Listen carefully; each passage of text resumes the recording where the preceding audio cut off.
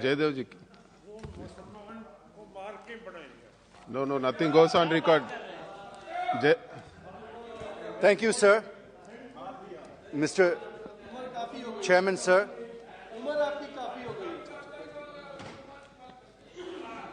Thank you, sir. Chairman, sir, I rise to support the additional expenditure the Honourable Finance Minister is seeking from the House through the first batch of supplementary demand for grants for 2022-23, and also the demands for excess grants for 2019-20. Sir, I will be brief and crisp since time given to me is very little. Sir, let me start with the issues of my state of Andhra Pradesh first. First is the issue that has been going on for the last 3 years, sir. The farmers of 29 villages who have given 33,000 acres of fertile agricultural land for the development of the capital city of Amaravati have been on a non-stop protest since December 2019, fighting to ensure that Amaravati is made the sole capital of the state and to ensure that the promises made by them by the Government of India are fulfilled.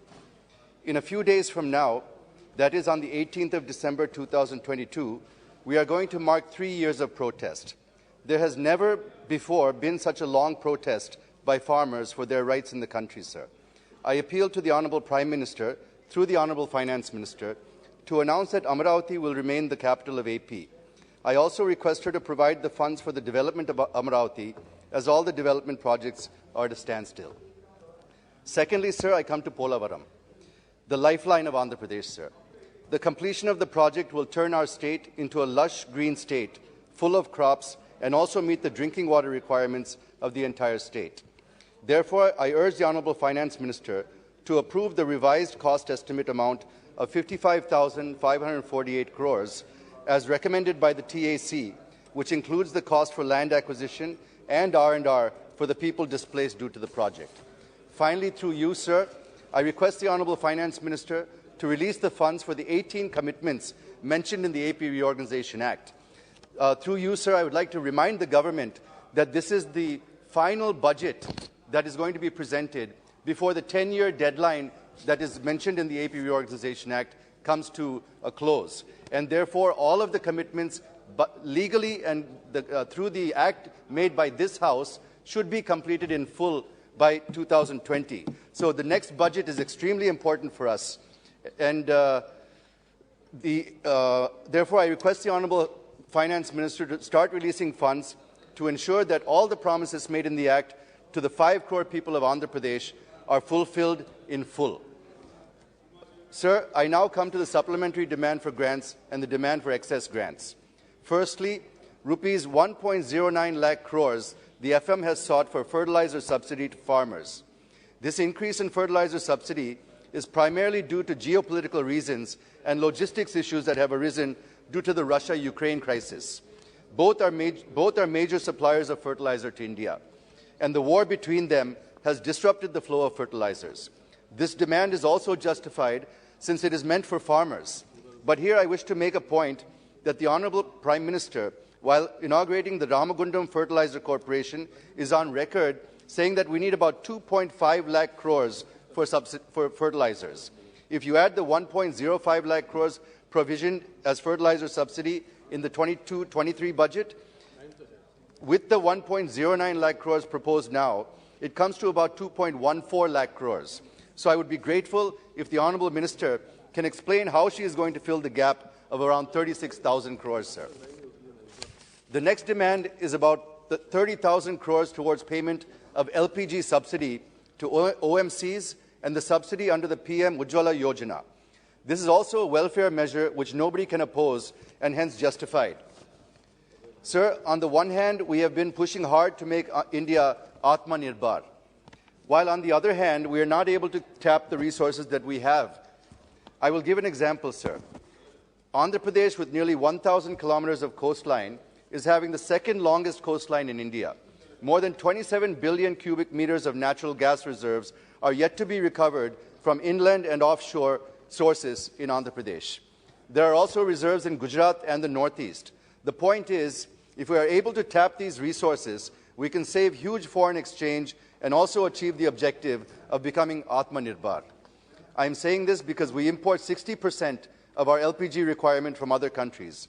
Moreover, some natural gas pipelines have also been conceived, such as the Kakinada to Vizag to Srikakulam, which was to be completed in June 2021, but not yet completed.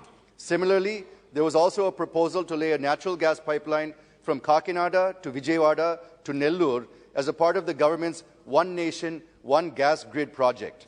I request the Honourable Finance Minister to clear these from her ministry so that they can be completed as per the schedule, which will help in reducing our dependence on foreign countries, sir. The third major head under which the Honourable Finance Minister sought approval of this House is 16,400 crore for Narega. Well, this also cannot be objected to, since it is also a welfare measure and meant exclusively for the poor. But taking advantage of this opportunity, sir, I wish to make a couple of points on Narega. How long are we going to ask poor, unskilled labour to do manual, unskilled work, sir? Shri Narendra Modi ji, after becoming the Prime Minister, is on record saying that even after 6 decades of our independence, we are still making people dig in for their livelihood. Why cannot we provide them skills, sir, so that they can do other skilled jobs and earn even more? I agree that the Government of India has started the project Unnati, but many states are not showing any interest in skilling Narega workers. Why is the question, sir? What are the reasons behind this? Secondly, the government targeted to give skill training to 20% of Narega workers who completed 100 days of unskilled work in 2020-21. But only a few thousand have been given skill training in 2021, sir.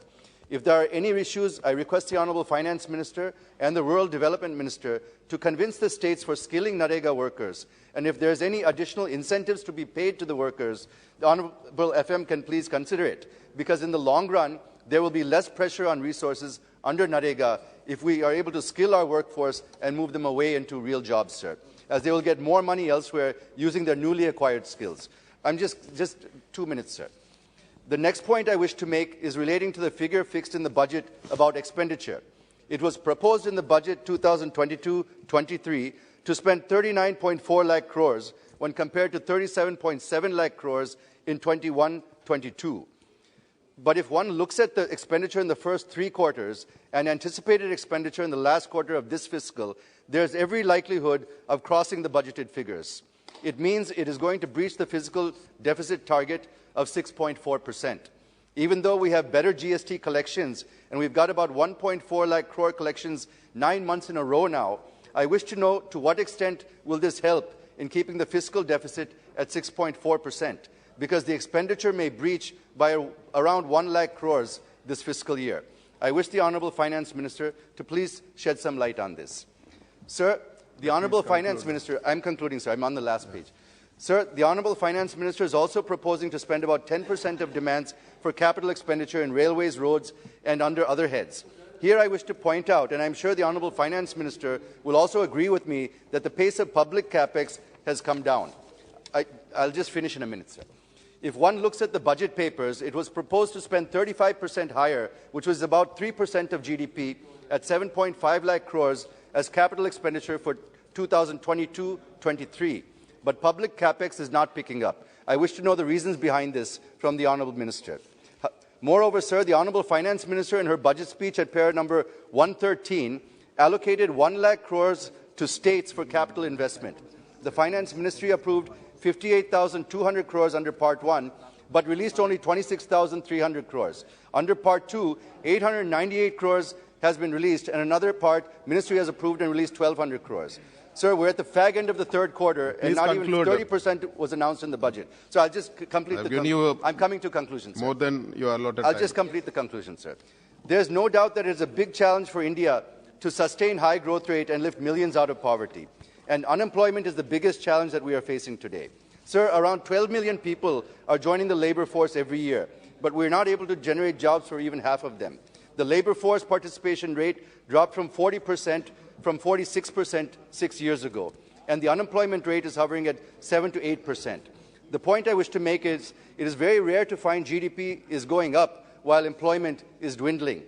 And I think that India is one of the few countries where GDP is growing, but employment is falling. This is called jobless growth, sir.